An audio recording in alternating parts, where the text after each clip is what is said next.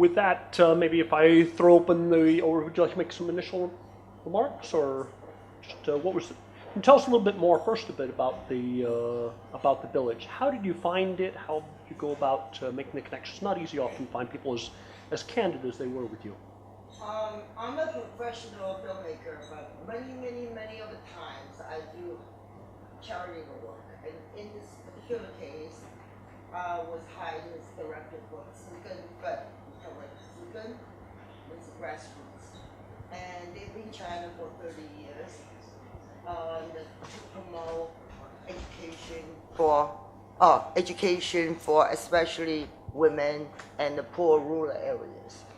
So la-di-da, and they said that it would be really great to do a documentary film about this extremely poor rural area in Shanxi. I didn't believe how poor it was, honestly. And we travel up and down the road in a truck, in a car. And I found extremely rewarding to able to capture the reality when the reality is unfolding as of today's China. And making documentary film in China is extremely simple and extremely difficult. I use extreme is not in a very practical sense. By the way, anyone Xerox my stuff? Yes, they're going to hand it out to everybody as they go out the door to keep people from shuffling papers all the way through the meal. Right. I have a document from China's Central Committee and indicate about 300 items you cannot shoot, you cannot film. It's funny because I really want to make a movie about the things I cannot shoot, But obviously I had to work in China a little bit longer. And if anyone who interested to see those documents, and then once you read this document, if you write a proposal or feature screenplay based on items you cannot shoot, and you will go, no problem. But on the other hand, if you violate any of those issues that China feels extremely sensitive, it's quite difficult. Why? Because 1 out of 10 Chinese citizens is a member of a Communist Party. So you have a lot of informers. Then informers, not necessarily, you would think that the bureaucrats.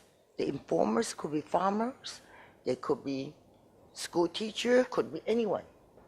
So if you ever reflect any negative aspect of China, and right away, somehow, they accelerate all the way into Beijing, and you will be stopped. And Zigen, for instance, when I was filming in the Miao village, we were stopped. Stopped for reasons rather peculiar, because I was filming young children after school. They were cleaning the window, but the window was broken. They were sweeping the floor. And to me, it would be a great example for students, privileged students in Hong Kong, in America, to learn how hard it is for them to receive an education. Not only they have to be participate in the classroom, but at the same time they have to do the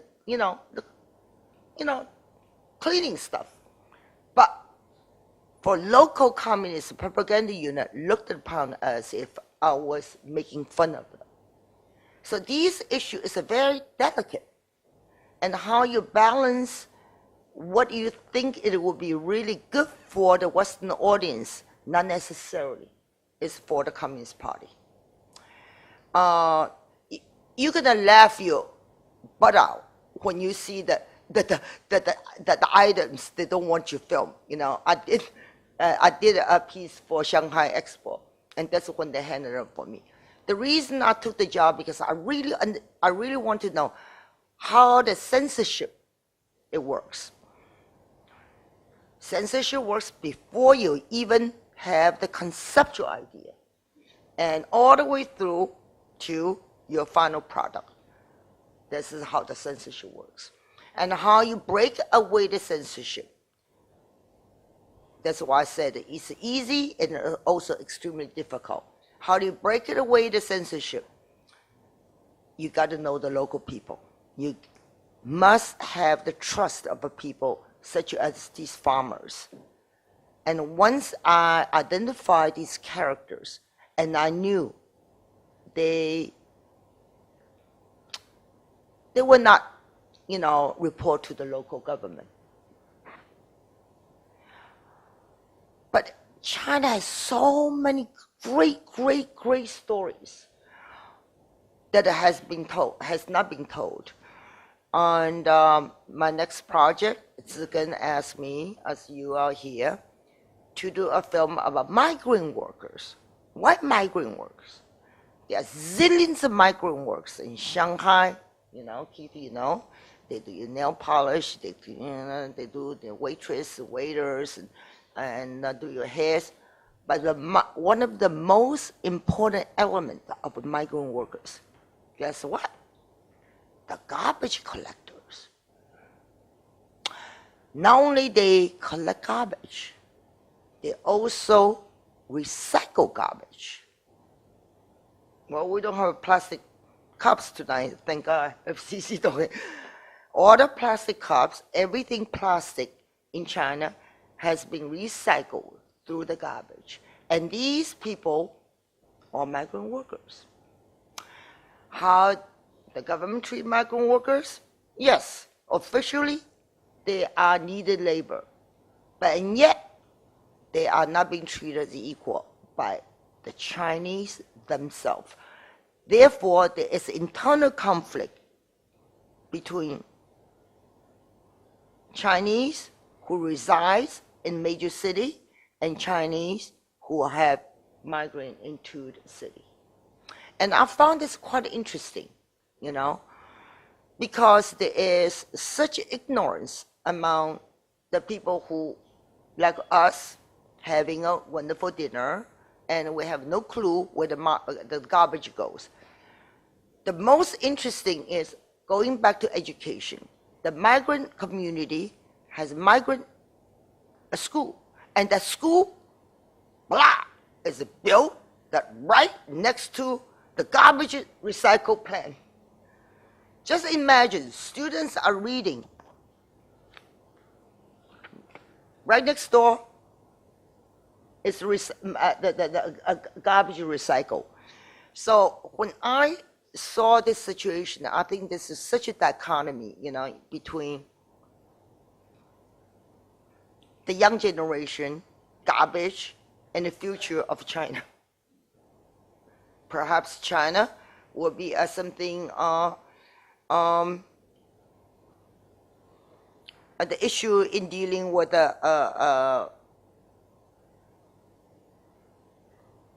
garbage becomes almost a metaphoric, if you get it. Thank you. Well, that gives us a lot to talk about. Who would like to ask the first question? Please identify yourselves back in the corner, please. Just please wait for the microphone, sorry. Which year was this movie filmed? What year was the movie filmed? 2 years ago. How representative of rural schools is that? How representative of rural schools is that? It seems poorer than many areas. I mean, I've been in areas with migrant It workers. is a typical example. And in China, I don't know when you know about Chinese policy, they change every minute. In fact, I'm under the Fulbright, and my next project is supposed dealing with China and Africa, And it was all approved, and I arrived in Beijing in January. And as of last week, China's new policy said no documentary in dealing with Africa or Middle East because the kidnapping situation in Sudan, etc. Okay, this particular school policy, it came out like overnight. China decided, okay, We have all these little villages, A, B, C, D, all these little villages. It is too much resource, and it's just not working. And so what is the best way? It's called 彻点冰消, and eliminate all the dots. You mean dots. You can imagine dot, all these little, merge them into a township. And so we can utilize the resource, and students, that have a more better teacher. In some way, it's correct, in terms of theoretically speaking. Yes, you have a blackboard, you have a classroom, you have a teacher who speaks some English, perhaps. Theoretically, it's correct. But in practicality-wise, it's completely dysfunctional. The kid had to travel from a village to the township. What does that mean? They had to live in a dormitory. You see the dormitory, 20 kids in one bed, okay? The parents had to pay dorm and pay food. And not only that, the classroom was so crowded, with 100 kids, yapping, memorize. And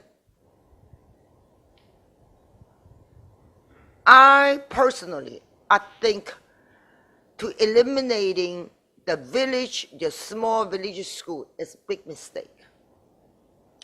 But on the other hand, you look at a small village, especially they live in a cave, and you have first grade all the way to fifth grade, all in the same classroom, and teacher only gets 70 yuan, which is how much is it? It's $10, $10, yeah. A month. So nobody want to go there, So here is the contradiction. Teacher would not want, they don't want to go to the village, but village, on the other hand, kept the family together. So now they move the kids out of family, so the family become extremely dysfunctional.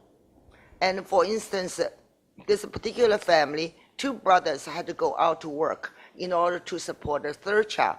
And believe it or not, the 3rd kid dropped out of school now. They couldn't afford it. So education system is quite chaotic. And I think that China right now is swimming, looking for solutions. In fact, I was just talking to Keith. About a month ago, I was approached by Department of Education of a Chinese government, which is, big shot, because I'm a professor at the New York University, one of very famous, department named Teaching School of Arts, and we graduate like most famous people like Ang Lee, Spike Lee, Martin Scorsese, you name it, Olive Stone, etc. So, sometimes we just joke about it. When you spell Teaching School of Art backwards, it's called Shit School for Stars, Yeah, we do come out with a lot of famous people. So they sought after me, asked me whether would I be an advisor for Department of Education to establish a MFA program in China to train documentary filmmakers. I was rather surprised. I said, why? They said we don't have any institution training solid journalist nor documentary filmmaker. Because a journalist is sort of basically become a mouthpiece, Documentary filmmakers are much more observational. They might be able to document an event with a much longer period of time rather than slip of news, right? Would I be interested? I said, sure.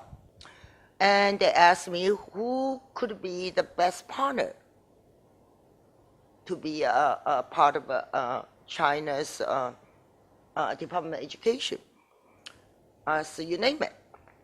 Of course, my school, NYU, was listed on Harvard, Stanford, and Yale, all the Ivy League school. And I realized I said, well, this is a new game for them again, you know. And I was here last year. I never heard about this kind of investment to join force with the West to train the local educator or local future educators. So in terms, the rural education is again, it came out with nowhere. And now they're experimenting, but on the expenses of the children, not on the expenses of a program per se. And I'm very much concerned about, you know, the direction of China, but and yet I'm not hesitating to be able to be one of the contributors based on my, you know, background. Any other? Did I answer your question? That's a It's a long answer. long answer. Duh. Who else would like to ask a question here in the front, please? Yeah. Please wait for the microphone. If my answer is too long, just say, cut. Be a director, cut. Just cut me off. No offense. Christine, when I was watching your documentary, I was reminded of and I mean this as a compliment to you, reminded me of a very good film about 10 years ago of Zhang Yimou, you know, Not One Less. It's the same idea of rural education in crisis, flight to the city because of poverty. And both that film and your documentary show that despite the obvious poverty in the villages and the overwhelming burdens that they have, there still seems to be a commitment, an understanding by the elders that education is important and it is the future for escaping some of this poverty. I can't help feeling that the central authorities, even though they seem powerless to help the villages, they are at least acknowledging that education's needed. Did you sense through what you were doing that there is a central initiative to help the actual children get themselves out of poverty, or was this just window dressing by the central education authorities? Well, the parents are illiterate. Majority of parents are illiterate. So here you have a major contradiction. They are pushing the child to be somebody, but they have no education. To me, education is important, not only on the emphasis of a young child. I think the parents need to be educated. Rural parents have zero education. They just feel guilty, or they beat the shit out of the kids if they come home with a B+. So education is not one-dimensional, just a child. The child becomes so burdened with the guilt, with this hope to achieve certain goal, which absolutely is abstract to them. So to me, to solve the education, rural education, it's not as simple as the party leader thinks. We are talking about, again, China is 高考怎么讲? How do you translate 高考? National entrance examination for universities. National entrance examination for university, which was established by Confucianism. In many ways, is ideological, very correct way of promoting young people. That you take this major examination, whether you come from dirt poor, you come from middle class. There was no middle class, of course, you know. And once you strive, you work hard, you take this examination, you ended up going to be in Beijing, serve the king. It's an extremely democratic thought, correct? But in abstract sense. But however, if a child grew up in the city, a child grew up in extreme poverty condition, their parents did not have the education. One set of parents had education, at least, you know, grammar school. Other parents had zero education. These two children would grow up within a very different kind of environment. for them to enter a national examination with a different kind of expectation, different kind of skill, different kind of mentality, of course, they cannot compete. So the idea, and I think is extremely democratic, but in terms of implementation, how to have the kind of equality the government up to now cannot solve the problem.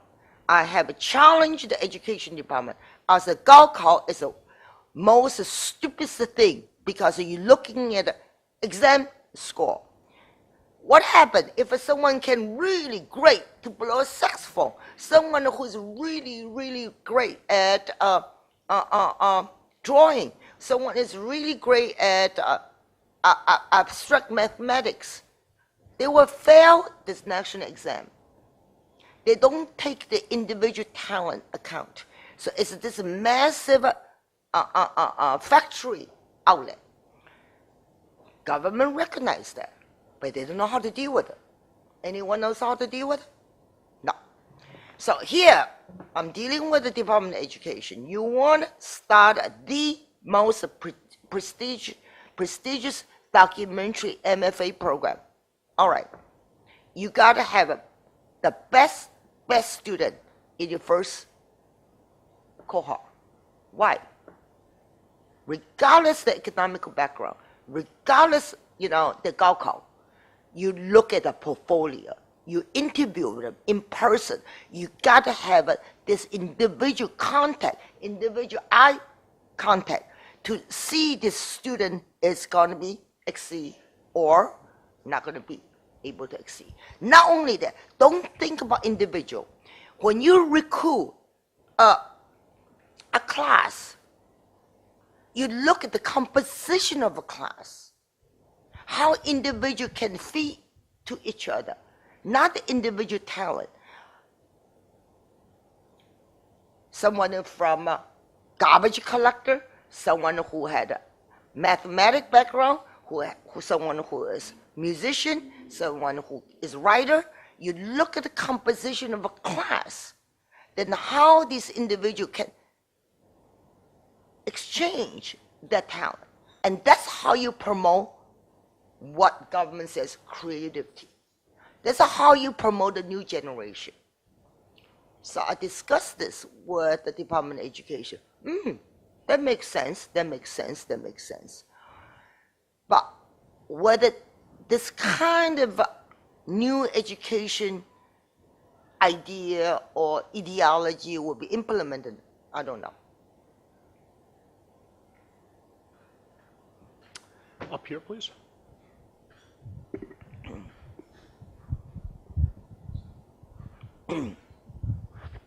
Christine, you've mentioned that the government commissioned some film that you produce, and I'd like to know what is the audience for those films.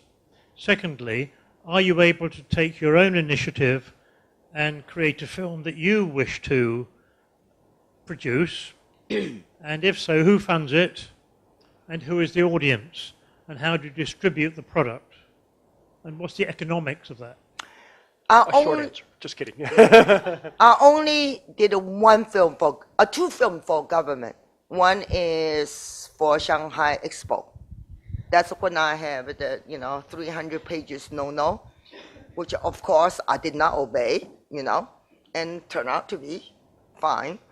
Another film is about retirement in China, which is a rather peculiar situation, very appalling for the Western country. For women, you had to retire at the age of 50. For men, 53. You have 1.3 billion people. What do you do after you retire? So I was examining that retirement situation. It's called Second Spring.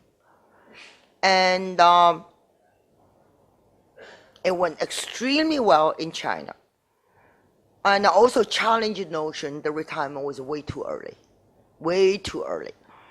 But for Western audience, they could not comprehend. They could not comprehend how these retired people still having you know, great time. They don't understand. Why? Communism also has positive aspect of it. Because when these elderly or now the retired, they grew up in communal life since they were itsy bitsy kid, you know, and they didn't move around. Everybody knew everybody. You know, you live next door, upstairs, downstairs, you know, you're in a commune. So when they get to the age of 50, 60, their buddies, they know their children, grandchildren, the gossip. So they hang around with their pajamas, they play mahjong, they smoke cigarettes. Elderly having a great time. But for West, they cannot comprehend. So this is a positive aspect of being a communal life since you were kindergarten up. Whereas in the West, we are so individualistic. Once you all out to the retire home, out somewhere. There is contradiction. So my film is dealing with looking at two different isms, two different systems, and not all black and white. Certain ism, certain system has its own positive result, and I cannot deny it. You go to China, hallelujah, the older people, they have a good time. You know, they go trip together, they exercise 6 o'clock morning, doing a rock and roll, dancing. Cool. Do you ever see this in West? Hell no. They're all hiding in their own little cocoons, so terrified, and they go out. Everybody says, "Oh, you old man, old lady, you've been looking down." So this, at the other side of society, I like to reflect, which is rather interesting. This particular film has been accepted by both East and West, because I was not making a propaganda film. I was making a film documenting the reality of the elderlies. Shit, I'm sorry. What was it? Well, how do you plan it? Yeah. Independent film. Independent film has to be financed by independent. So therefore, I'm here. I'm doing a migrant worker, which is super sensitive film. Super sensitive. But I know how to talk to the commies, none of the commies, because I'm not portray them as being degraded. I'm portray them as part of important contribution to the society. And I'm also try to point out there is a blind side of those Chinese who are haves, that have no understanding how their daily life has been dealt by thousands and thousands of migrant workers. And it's sort of give a reflection of those who haves, but at the same time give the dignity of those who have nots. So in terms of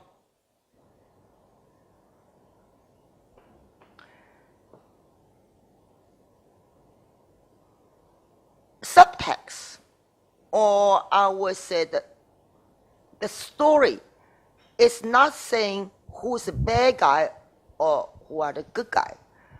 I'm really looking at once our lives are being so consumed by this globalization, daily activities, money making, etc., and how just one single person start to lose their understanding of what other people, small people, are doing for the society and for your own livelihood. For instance, I got a wonderful apartment on Star Street. I'm working, concierge comes, open the door, and that whole, 9 yards, right? And they are migrant workers, could be, But since we are so comfortable, we just sail through without consider the layers of a society, how they are also part of a major contributor of building the future, or maybe destroy the future, who knows. Yeah. But since China is become so much a consumer society, and average people have no idea what they eat. Like tonight, for instance, what I'm doing with this, where does it go? Maybe it's going to be tomorrow is your holiday Inn cup, have no idea.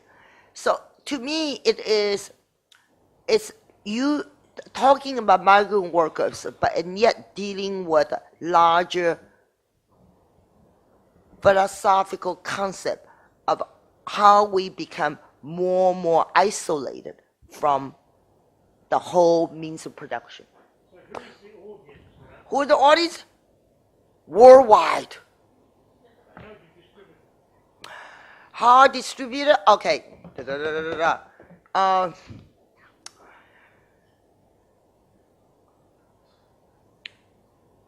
All my films has been shown in many different venues. HBO, PBS, many times. Lifetime in New York, United States, Sundance Channel, etc. In China, of course, Shanghai TV. I don't bother CCTV, which Shanghai TV will reach about how many millions people. And also in Asia, Taiwan, Singapore, Korea. Anybody who are Korean? Nobody's Korean? Oh, shoot. I just got back from LA 2 days ago. I'm making a film about a major event happened 20 years ago. Los Angeles riot, Rodney King, remember? A black guy got beat to death, practical death, and 4 white policemen got off scot-free, and ultimately he went for the civil rights trial and won $3.5 million. 20 years later, 20 years ago, I made a film about Los Angeles riot. 20 years later, I actually interviewed Rodney King. So you ask me who are the audience, The audience are vast, especially young generation. They have, any investor here, got to invest in cell phone, all the movies, short clips is going to be delivered via iPhones. Okay, let's take one more question, and then I think Ms. Choi can stay for more questions afterwards for people who want to, but we want to give people an opportunity. Can I get another question, maybe over on this side? Have I been missing anybody over here? No? Yeah. Nobody missing? Okay, over here then, please. One last question, please. Oh, yeah. We gotta go Hi there. Just going back to the teachers, and in the film, you're saying the wage for the teacher, I think she said $20, or you're saying some teachers are only $10 a month. How does that compare to other professions in China? And is anything being done? Oh, very low. Very low. Extremely low. That is what big question that China is facing in terms of discrepancy, in terms of have and have-nots. Again, as a teacher, in order for you to go from a rural to township to Beijing and Shanghai, if you graduate from a very rural school, no hope. Absolute no hope. That's what Gaokao, it becomes the entrance examination. You go to Tongji, you go to Fudan, you go to Tsinghua, you go to Beijing University, your life is set pattern. Unlike in the United States, either you can go to a small community college or you go to an unknown college, and yet you can excel in the field. In China, it's impossible because the school meant tremendous importance to your career. Now I'm teaching at Beijing 师范大学 Beijing Normal University is one of the top university used to train teachers. But no longer is only teaching, and they also have different disciplines. But once if you get in the university, when you graduate, you guarantee the best school.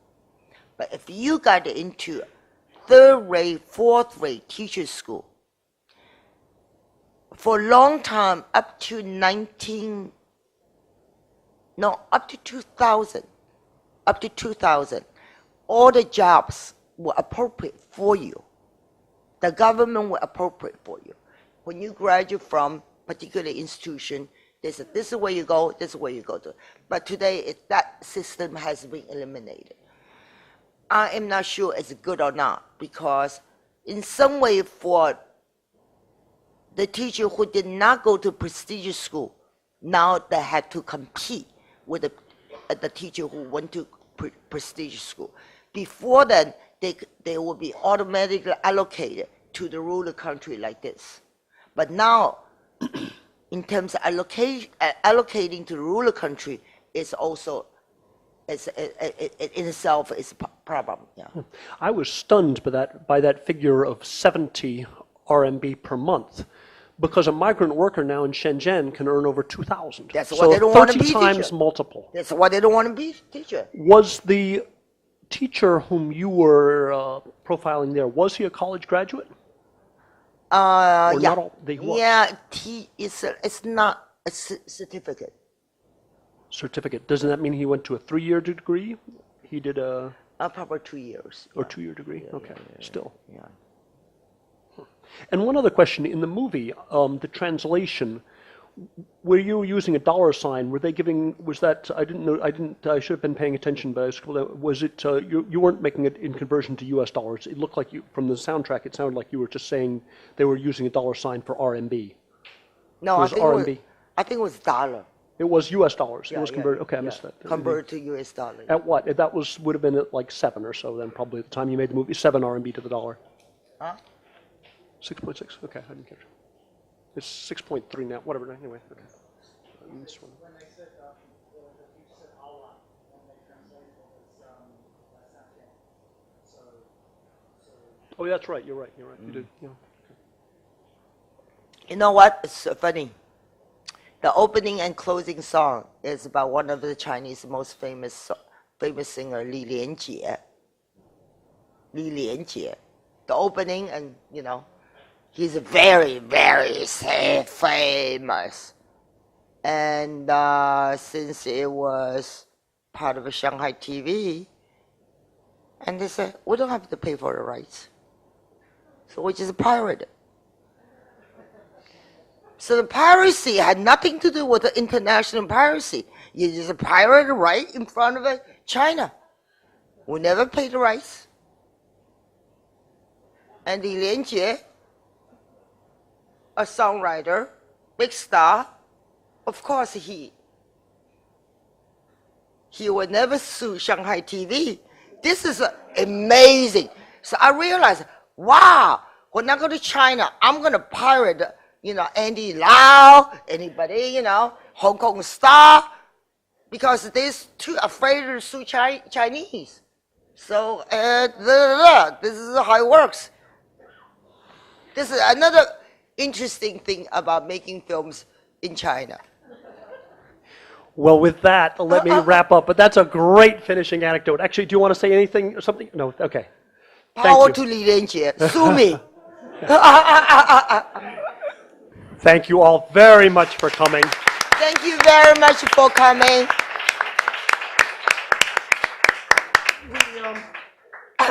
We And I really want to thank Keith, We always try to give our guests something dramatic.